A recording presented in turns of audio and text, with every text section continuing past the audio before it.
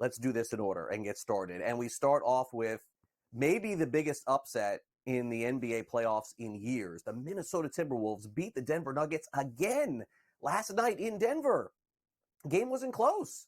106-80. Minnesota's playing this incredible defense on Denver like they've never seen before. So, of course, they cover. Of course, they win outright.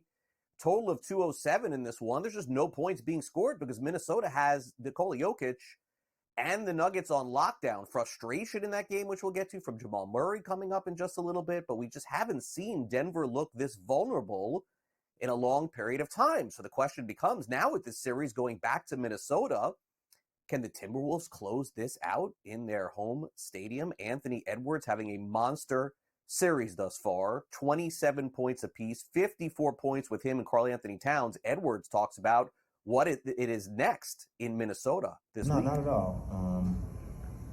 It worked in our favor tonight, man. That's all that was. We made shots, they didn't. That's the defending champs over there, so they're not going to come out and play like that again in Game 3. We got to be ready to take their punch. And I always tell the team, like when we huddle up and Finchie say, we got to be ready to take their punch, I say, we're going to punch too. I mean, they're not the only one punching in the fight. So, I mean, yeah, just like that. They're not the only one that's going to come out punching. I don't give a damn if we go up 3-0 for the Game 4, we're going to come out punching too. So they got to be ready to take our punch, and we'll be ready to take their punch. But, yeah, I don't see no slippage in their games. They just missed shots tonight. They'll be ready to go Game 3, and we will be. Under 100 points, 2 games in a row for the Denver Nuggets in the playoffs. Well, meanwhile, a wild, high-scoring affair last night at Madison Square Garden. Indiana was off to a good start in this one. Some questionable calls, I would say, to say the least, at the end of this game. But regardless, the Jalen Brunson story rolls on. 43 points for Brunson last night, 6 rebounds, 6 assists in the win as the Knicks get Game 1 against the Indiana Pacers. Indiana covers the spread in this game, but naturally the story behind the Knicks' success has been Jalen Brunson. Another 40-point performance. It's his 4th straight 40-point performance. Incredible run here. Reminiscent to, yes, Michael Jordan, of course, in his days with the Chicago Bulls, as the Knicks now take a 1-0 series lead and could potentially go up 2-0 a little bit later in the week. Head coach Tom Thibodeau talked about Brunson's 40-point performance, a historic start to the playoffs for him. 30-5 straight playoff games since LeBron, Jordan, Kobe, and Oscar Robertson. What does that mean?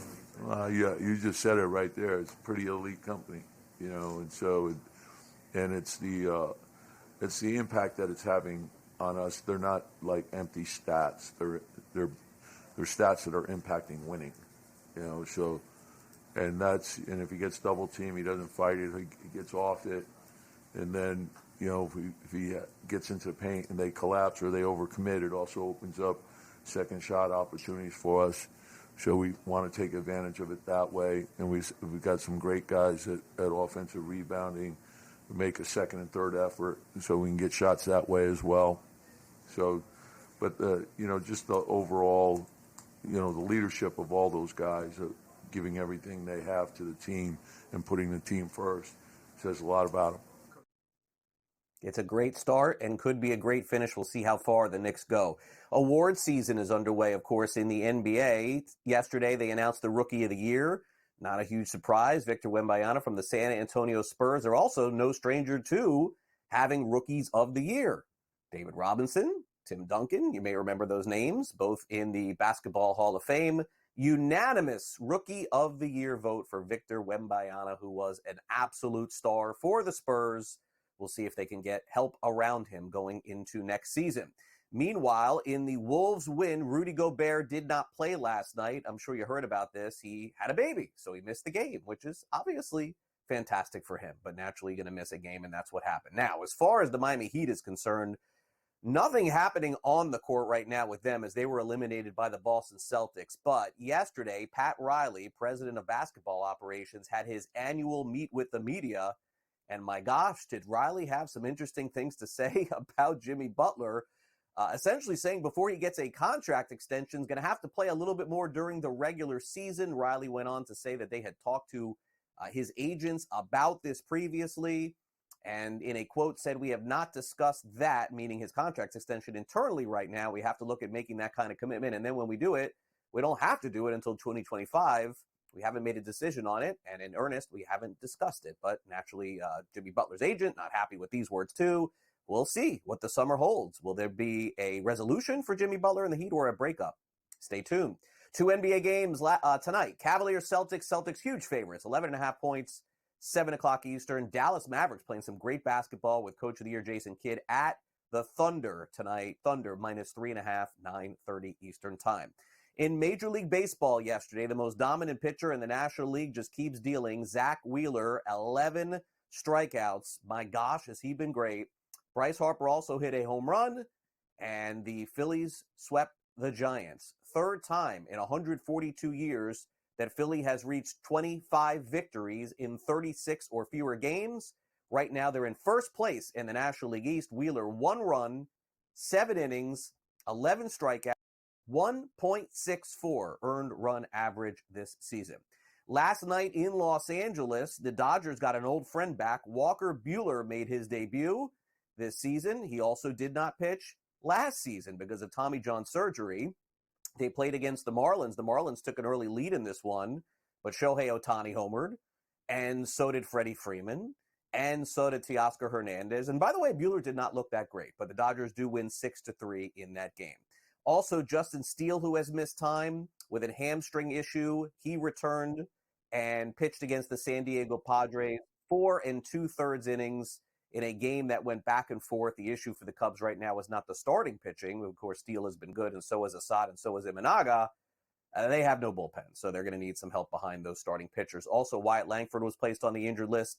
He's going to miss 3 to 4 weeks, a potential Rookie of the Year candidate, but it has not been a pleasant time for him being hurt, nor has it been for Jackson Holliday. It seems like Rookie of the Year could be potentially wide open. He had a great spring training, did Langford, but he's batting just .224 on the regular season.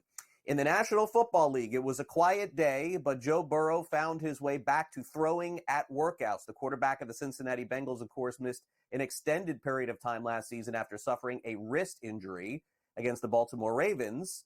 And naturally, they're hoping that he will be back in time, not only for training camp, but of course, for the regular season as well.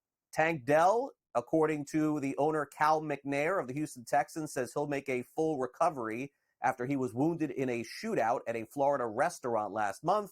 He did not provide any more details. It was a minor wound after April 27th. Rick Bowness, the Winnipeg Jets head coach, has announced his retirement. A great run, 98, 57-9 record in his 2 seasons as head coach. He brought them back to the playoffs, has just decided to call it quits. And meanwhile, first-round pick Camila Cardoso is going to have her WNBA debut delayed with the Chicago Sky as she suffered an injury during a preseason game on Friday, a shoulder issue that is going to cost her 4 to 6 weeks. So hoping for a speedy recovery there.